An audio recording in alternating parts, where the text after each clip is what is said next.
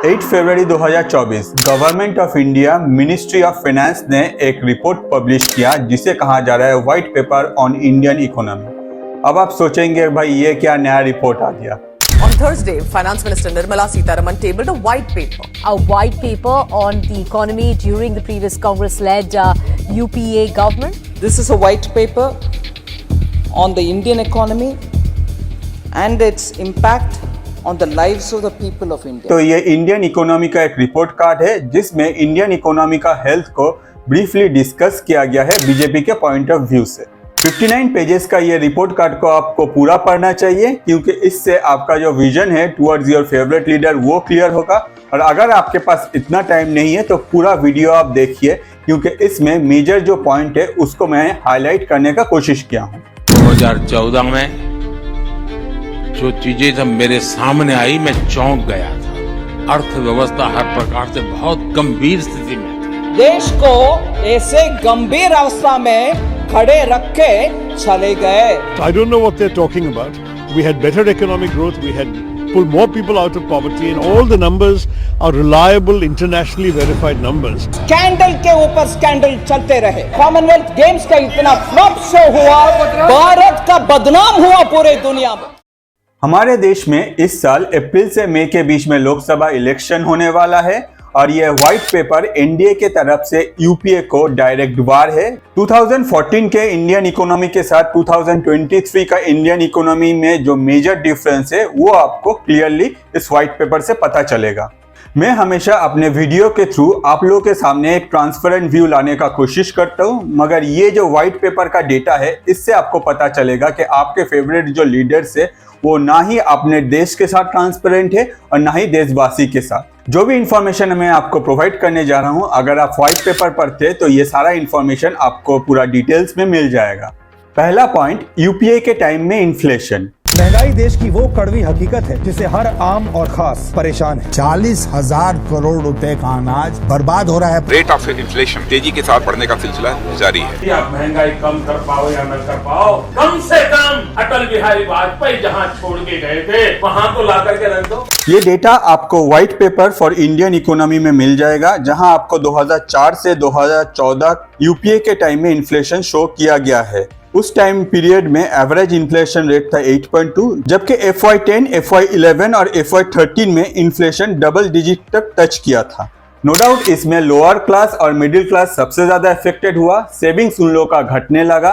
साथ ही साथ same time period में अगर आप इनकम ग्रोथ को इन्फ्लेशन के साथ कंपेयर करें तो आपको पता चलेगा इनकम का भी उस टाइम में कुछ ग्रोथ नहीं हुआ था, जिससे फाइनेंशियली इंडियन कमजोर होते गए और यूपीए गवर्नमेंट अपने तरफ से कोई स्टेप नहीं उठाया इन्फ्लेशन को कंट्रोल करने के लिए। अब आते हैं जीएनपीए मतलब gross non performing asset ratio पे। जो लोन रिकवर नहीं होते गवर्नमेंट उसको जीएनपी के अंदर काउंट करते हैं। मतलब जीएनपीए जितना कम होगा हमारे देश के लिए उतना ही अच्छा है। जब अटल बिहारी वाजपेयी का गवर्नमेंट आया था उस टाइम में जीएनपीए था 16% और वाजपेयी गवर्नमेंट में इसने बहुत ही अच्छा काम किया था। और वाजपेयी गवर्नमेंट जब गया उस टाइम में जीएनपीए रेशियो था 7.8%। दैट मीन्स वाजपेयी गवर्नमेंट के टाइम में बैंकिंग सिस्टम एक अच्छा फाइनेंशियल कंडीशन में था। आफ्टर दैट सितंबर 2013 में जीएनपीए फिर से 12.3% टच किया due to UPA government mismanagement. Thousands of crore के बैड लोन यूपीए गवर्नमेंट के टाइम में प्रोवाइड किया गया था। अभी तक जो डेटा मैंने आपको प्रोवाइड किया है एज पर व्हाइट पेपर उसमें 44% बैड लोन ऐड नहीं किया गया था। तो ये 44% बैड लोन को अगर हम लोग जीएनपीए रेशियो में ऐड करें तो 12.3 प्लस 6.7 इक्वल्स टू 19% हम लोग का जीएनपीए रेशियो बन जाता है आफ्टर यूपीए गवर्नमेंट इन 2013। इतना हाई जीएनपीए रेशियो होने के बाद भी यूपीए गवर्नमेंट की तरफ से कोई स्टेप नहीं लिया गया बैंक के थ्रू जिससे आगे जाके ये बैड लोन बंद हो और यही प्रोसेस लगातार यूपीए के टाइम में चलता रहा। नेक्स्ट पॉइंट है एफसीएनआर मतलब foreign currency non resident deposit window. ये एक ऐसा प्रोसेस है जिसमें एनआरआई मतलब नॉन रेसिडेंशियल इंडियन बैंक में अपना पैसा रखते हैं और इंडियन बैंक एनआरआई को एक अच्छा इंटरेस्ट प्रोवाइड करते हैं। व्हाइट पेपर के अनुसार मार्च 2004 में इंडिया के पास 17 मंथ्स का फॉरेक्स रिजर्व था, जबकि सितंबर 2013 में ये सिर्फ 6 महीने का बचा था। कांग्रेस गवर्नमेंट के टाइम में फॉरेक्स रिजर्व धीरे धीरे डिक्रीज हो रहा था और इसीलिए सितंबर 2013 में कांग्रेस ने डिसाइड किया FCNRB अकाउंट लॉन्च करने के लिए, जिसमें NRI और PIO मतलब पर्सन्स ऑफ इंडियन ओरिजिन को अट्रैक्ट किया जाता है जो इंडिया के बाहर है कि वो अपना पैसा इस अकाउंट में जमा करे और इंडियन गवर्नमेंट का जो फॉरेक्स रिजर्व है वो इंक्रीज होता है। साथ ही साथ इंडियन गवर्नमेंट NRI और PIO को इसके लिए एक अच्छा इंटरेस्ट प्रोवाइड करते हैं। FCNRB अकाउंट के पीछे जो सोच काम कर रहा था वो था फॉरेक्स रिजर्व को इंक्रीज करना, साथ ही साथ जो इंडियन बाहर है उन लोगों का पैसा इंडिया में लाना। इस प्रोसेस से RBI ने $26.6 बिलियन रेज किया था। तो आप कह सकते हैं कि ये एक अच्छा प्रोसेस था और ये प्रोसेस हिट है। नो डाउट ये प्रोसेस अच्छा था, मगर देश के लिए नहीं, सिर्फ UPA के लिए। 2013 में FCNRB अकाउंट होल्डर को प्रॉमिस किया गया कि आप लोगों को एक अच्छा इंटरेस्ट प्रोवाइड किया जाएगा। ऑन द अदर साइड जब 2014 में मोदी गवर्नमेंट आता है उस टाइम में मोदी गवर्नमेंट को प्रिंसिपल के साथ साथ इंटरेस्ट भी पे करना पड़ा। इससे कांग्रेस गवर्नमेंट ने ऐसा प्रॉब्लम क्रिएट किया जिसको रिजॉल्व करने के लिए आगे जाके इंडियन फॉरेक्स रिजर्व भी अफेक्टेड हुआ। अब आते हैं फिजिकल डेफिसिट पे। फिजिकल डेफिसिट मतलब गवर्नमेंट जितना स्पेंड करते हैं माइनस गवर्नमेंट जितना अर्न करते हैं थ्रू रेवेन्यू। फॉर एग्जांपल अगर गवर्नमेंट 1,500 स्पेंड कर रहे हैं और 1,000 अर्न कर रहे हैं तब फिजिकल डेफिसिट हुआ 500 रुपया। 2009 से लेकर 2014 तक फिजिकल डेफिसिट काफी हाई था। ये वही टाइम था जिस टाइम में फिजिकल डिपॉजिट 4.5% से लेकर 6% हुआ हमारे GDP का। ऑन द अदर साइड अगर आप बीजेपी का टाइम पीरियड में देखें तो पैंडेमिक से पहले ये लगातार डिक्रीज हो रहा था और ये 3.44% तक भी हिट किया था। पैंडेमिक के टाइम में ये फिजिकल डिफिसिट काफी बढ़ गया था और उसके बाद से ये फिर से डिक्रीज होना स्टार्ट कर दिया है। कुछ इकोनॉमिक्स का माने तो जो डेब्ट गवर्नमेंट लेता है वो हमेशा खराब नहीं होता है। फॉर एग्जाम्पल नितिन गडकरी जी ने जितना भी लोन लिया है उससे वो इंडिया का जो इंफ्रास्ट्रक्चर है उसका ग्रोथ कर रहा है। आगे जाके यही टोल इंडियन गवर्नमेंट को रेवेन्यू अर्न कर दे रहा है, जिससे ये जो लोन है ये रीपे हो रहा है, साथ ही साथ इंडिया का भी ग्रोथ हो रहा है। तो आप सोचेंगे कि यूपीए ने अपना टाइम में जो डेप्ट लिया था उससे जाके यूपीए ने क्या किया। इसके लिए हम लोगों को कैपिटल एक्सपेंडिचर देखना पड़ेगा। कैपिटल एक्सपेंडिचर मतलब जहां गवर्नमेंट खर्चा करने से गवर्नमेंट वहां से रेवेन्यू अर्न कर पाएगा, जिससे आगे जाके गवर्नमेंट का जो डेप्ट है वो क्लियर होगा, साथ ही साथ गवर्नमेंट इन फ्यूचर वो रेवेन्यू को इंडिया के ग्रोथ में यूज कर पाएगा। जब वाजपेयी गवर्नमेंट गया था उस टाइम में कैपिटल एक्सपेंडिचर था 31%, जो कि यूपीए के टाइम में 16% तक भी टच किया था। और अभी अगर देखें ये कैपिटल एक्सपेंडिचर राउंड अबाउट 28% के आसपास है। इससे क्लियरली पता चलता है कि यूपीए ने अपने टाइम में पैसा ऐसा सेक्टर में खर्चा किया जहां से गवर्नमेंट कोई रेवेन्यू अर्न कर ही नहीं सकता था। तो कौन सा सेक्टर है जहां यूपीए ने इतना पैसा खर्चा किया? आरबीआई के रिपोर्ट से पता चलता है कि यूपीए गवर्नमेंट ने 2008 में एग्रीकल्चर सेक्टर में 52,000 करोड़ डेप्ट वेव किया है। The real game changer unveiled by the UPA was a 52,000 crore rupee farm loan relief scheme. There are about 3 crore small and marginal farmers and about 1 crore other farmers will benefit from the scheme. For marginal farmers and small farmers, there will be a complete waiver of all loans of over.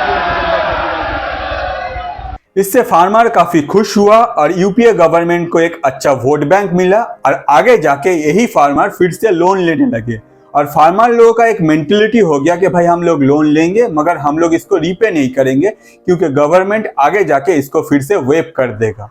Different time में India में different parties के तरफ से election जीतने के लिए loan wave किया गया है, मगर ये लोन वेव कभी भी हम लोग का इकोनॉमी के लिए अच्छा नहीं होता है। ऑन द अदर साइड जिन लोग का लोन वेव किया जाता है उन लोग का एक ऐसा मेंटलिटी क्रिएट हो जाता है कि आगे जाके वो लोग फिर से लोन लेते हैं और कभी भी अपना लोन रीपे नहीं करता है, क्योंकि उन लोग को लगता है कि कभी ना कभी गवर्नमेंट अपने तरफ से स्टेप लेगा और ये लोन भी वेव हो जाएगा।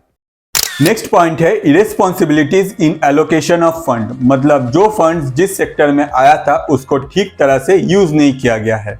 As per white paper NDA government के टाइम मतलब 2014 से 2024 तक 37,064 करोड़ का अनस्पेंड सोशल स्कीम बजट था। On the other side UPA के टाइम में ये 94,060 करोड़ का अनस्पेंड सोशल बजट था। नो डाउट इससे क्लियर हो जाता है कि यूपीए गवर्नमेंट ने अपने टाइम में फंड्स को अच्छी तरह से एलोकेट करके उसको खर्चा नहीं किया, इससे आगे जाके इंडिया को सफर करना पड़ा। अब आते हैं स्कैम पे। व्हाइट पेपर के अनुसार यूपीए गवर्नमेंट के टाइम में सबसे ज्यादा स्कैम हुआ है। गवर्नमेंट ने इतने सारे घोटाले, भारत देश का भयंकर नुकसान किया। टोटल लगाया तो 12 लाख करोड़ के बाद मैंने टोटल छोड़ दिया। 2014 के पहले खबरें क्या आती थी? सत्यम घोटाला किसने किया? यूपीए। कॉमनवेल्थ घोटाला किसने किया? यूपीए। कोयला घोटाला किसने किया? यूपीए ने। स्कैंडल के ऊपर स्कैंडल चलते रहे, देश को ऐसे गंभीर अवस्था में खड़े रख के चले गए। इनसे सुधरने की मुझे कोई अपेक्षा नहीं है, वो जनता इनको सुधार देगी। अब सारे स्कैम को गिनाने का कोई फायदा नहीं, क्योंकि अगर आप न्यूज फॉलो करते तो आपको हमेशा कुछ न कुछ स्कैम देखने को मिलता है। इसके बाद आते हैं एफडीआई मतलब फॉरेन डायरेक्ट इन्वेस्टमेंट पे। 2005 से 2014 तक टोटल एफडीआई था $305.3 बिलियन, जबकि 2015 से 2023 तक ये अमाउंट $596.5 बिलियन का था, लगभग डबल। ये सारा पॉइंट्स के अलावा भी बहुत सारा पॉइंट्स आपको पढ़ने मिलेगा व्हाइट पेपर में। अगर आप इंटरेस्टेड है तो डिस्क्रिप्शन में लिंक है, वहां से जाके आप डाउनलोड करके ये व्हाइट पेपर पढ़ सकते हैं। इसके अलावा भी मैं एक चीज़ बोलना चाहूँगा कि ये व्हाइट पेपर के अगेंस्ट में कांग्रेस ने अपना ब्लैक पेपर पब्लिश किया है। तो ब्लैक पेपर में क्या है ये अगर आपको जानना है तो आपको करना पड़ेगा कमेंट, ताकि मैं फिर से आपके लिए एक ऐसा ही वीडियो बनाऊँ ब्लैक पेपर पे।